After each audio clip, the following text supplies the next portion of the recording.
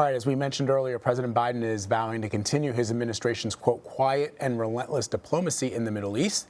The president praised the ceasefire announcement yesterday in his most extensive remarks on the conflict since it started. The administration had taken a behind-the-scenes approach to the fighting, saying little on the matter publicly up until recently. Wejia Jiang joins us now from the White House with a lot more on this. So, Wejia, I thought it was sort of interesting. The president touted his administration's diplomatic strategy. Israeli Prime Minister Benjamin Netanyahu's statement calls it an Egyptian initiative, but you just heard Robert Berger there saying that Prime Minister Netanyahu also thanked President Biden. This notion of sort of doing it quietly, the first thing that I thought of, Wejia, and you tell me if I'm on track or if I'm not, is how many people criticized President Obama, for example, at the start of the Syrian civil war for drawing that red line in the sand, which the United States was never able to back up for a variety of reasons that we don't have time to get into now, but that it dogged Obama for many, many years. Even today, there are still some people who talk about that, given that that conflict is still ongoing. And perhaps President Biden, having seen that, wanted to sort of not step in it in that same way. Am I wrong here, or what do you think?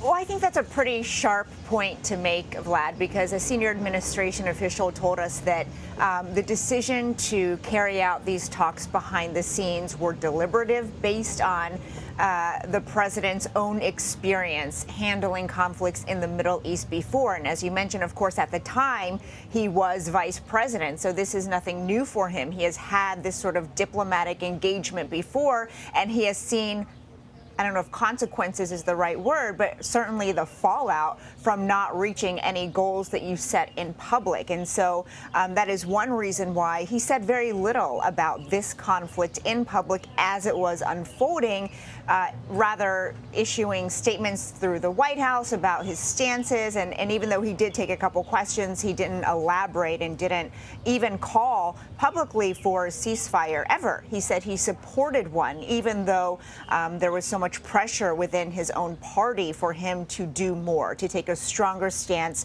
to support the Palestinian people. But I think you're right, Vlad. You know, he has so much experience as a former senator, as a former vice president, and now as the president, that, you know, this is his strategy. He believes that working behind the scenes in private is more effective in reaching actual deals.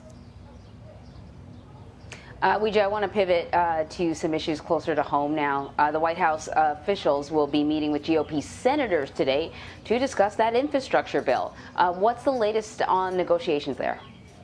So the Republicans have presented their deal, and they recently met with senior advisors who are negotiating this deal on behalf of the White House. And it doesn't seem like there's a lot of movement with regard to that final price tag. As you know, the administration is pushing for a package that is about $2 trillion for the American Jobs Plan, which includes traditional infrastructure, but also other pieces like investing in electric vehicles. We know that the Republicans have already removed from their counteroffer funding for climate change because they don't believe that should be weaved into something that they're calling infrastructure. And so the good news is that the Republican who is leading the charge, Shelley Moore Capito of West Virginia, says that the last meeting they had was very productive and that they are optimistic. And the White House, when you talk to sources here, they also believe they're going to get there. It's just a matter of when. Of course, President Biden set a soft deadline for Memorial Day to reach some sort of compromise. I don't know that that's going to happen, but it seems like they are moving the ball. At some point, someone's going to have to either, you know, bring down the price tag from $2 trillion for the White House, or Republicans are going to have to give a little more than the $570 billion that they have offered. And Wejia, the White House is still hoping to get 70% of American adults vaccinated with at least their first dose of the COVID-19 shot by July 4th. What is the White House doing at this point? Is sort of we're just a few weeks away to reach that goal.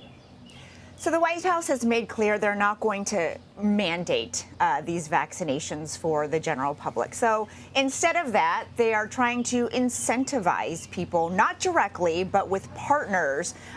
We've been reporting on how different venues, different entities are offering perks if you get vaccinated. Well, today the White House announced that they are partnering with dating apps like Tinder and Hinge and Bumble to give perks to people who use them. So you'll get a badge of some sort to show your status. You have special filters. You have super likes. This is a language, guys, that you and I don't speak because we missed out on the swiping and the dating apps, but we're very familiar with it because, I'm sure we all have single friends who tell us about these apps. Yes, we do. And the benefits of having perks like special filters or more boosts for your profile. I just looked over. I just looked over at our stage director when you said that. And you. So that is fascinating to me. That the White House is actually thinking about doing something like this because. You don't associate, I don't think a lot of people would associate President Biden with being sort of that forward thinking on the dating scene, but clearly people around him are. And I noticed on your Twitter account, you did come up with your own little trademark for it. What are you calling it? I'm calling it vaccinating. I hope it spreads. We have other calls. Yes. I think it's a really good point, Vlad. President Biden has said publicly that he's frustrated that young people in particular think that they are healthy and that they don't have to get vaccinated because, even if they get COVID-19, it's not going to be serious. But he has stressed that it's not just about them, it's about protecting everybody. And I think this is a way to reach out to some of those younger people who might be more likely to be on these apps. I'm not saying people of all ages don't use them. Of course they do. But I think, in talking to sources, I know that it is someone who is in the younger generation who came up with this idea to say, hey, let's reach out to those companies because it's what everybody is talking about is this summer and how, excited people are to finally be able to go on dates again and use their apps. Well, we do know that what we thought was going to result in a baby boom turned out to be a baby bust because of the pandemic. How do we know? The people who watch how are we these supposed numbers, to know that, Anne-Marie? Aren't we supposed to learn that in like 9 months? I think it's been 9 months, because it's been going on for a year and a half now. So those babies would have been the born first round of babies didn't happen. Yeah. Don't worry, we'll teach you about the birds and the bees later on. The other thing is, those who watch our population growth have expressed a lot of concern that there is a significant slowing of the population growth in this country. So perhaps these badges or whatever they are, we vaccinating, not only will it be good for the health of the country, but it'll be good for the growth of the country. We call that a twofer where I'm from. So that's great. I love it. I love this Friday. I'm getting a lot of Friday vibes from this whole talk, and I am into it, guys. Yeah. We've had a lot of serious news this week. So and newsflash, I know about the birds and the bees, okay? Okay, but you didn't know that it only takes 9 months to have a baby. Right, exactly. I like the way Vlad said, okay. Like suddenly he was like 9. Okay. Right. No, he's like, I really need to make this point before we go, guys. I actually, that's what he was like. I need to make clear that I do know about those birds and bees. Yes, yeah, very much really. So we know that President Biden is going to be hosting Ban Ki-moon later today, so we'll be watching for that as it happens. Yeah.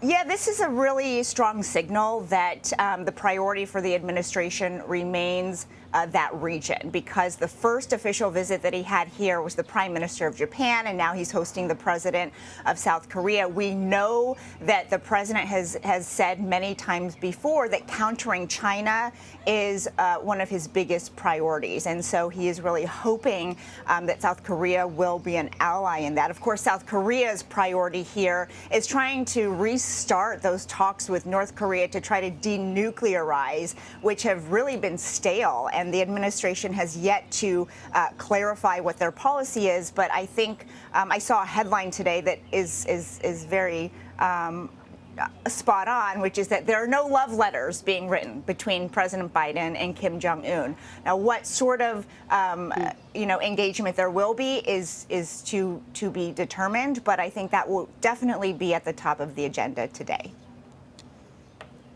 All right, Wejia, bringing us up to speed, expanding our vocabulary. Thank you so much. Sure.